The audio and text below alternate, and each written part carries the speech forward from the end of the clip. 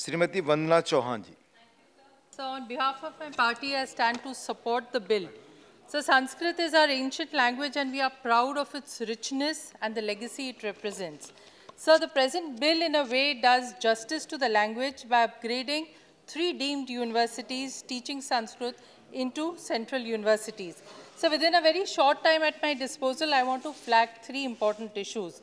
One is, sir, that the vacancies in these universities have not been filled for a long time. So there are about 120 universities in the country which offer Sanskrit as a subject or language.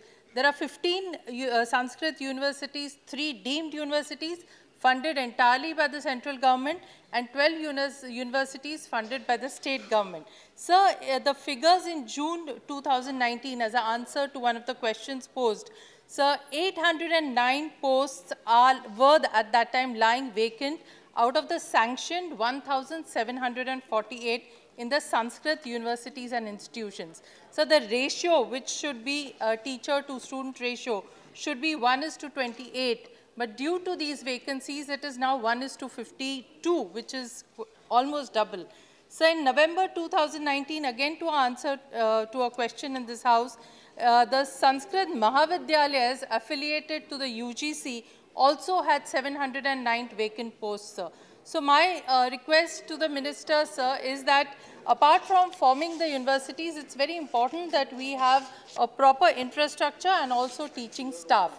So my second issue is that which Mr. Jairam Ramesh ji has already been very vocal about, that all classical languages should be accorded equal importance and there should be no discrimination.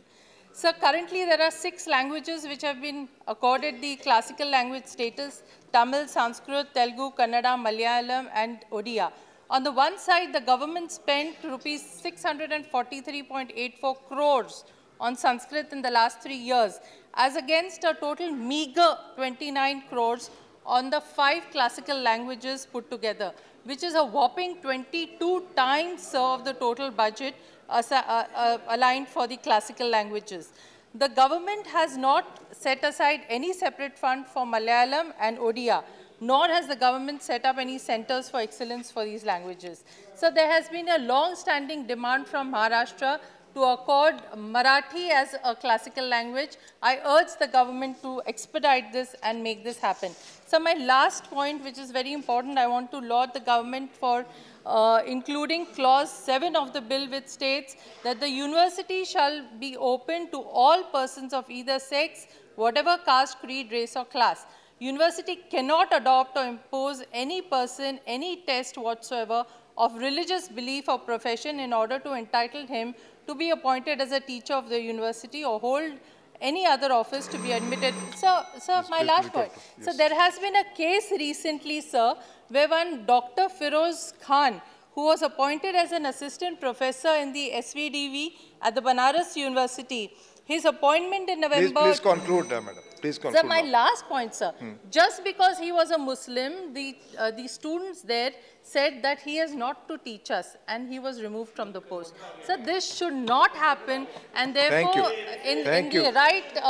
Thank you. So that is why this provision is very important and it should be dedicated in its letter and spirit. Thank you, sir.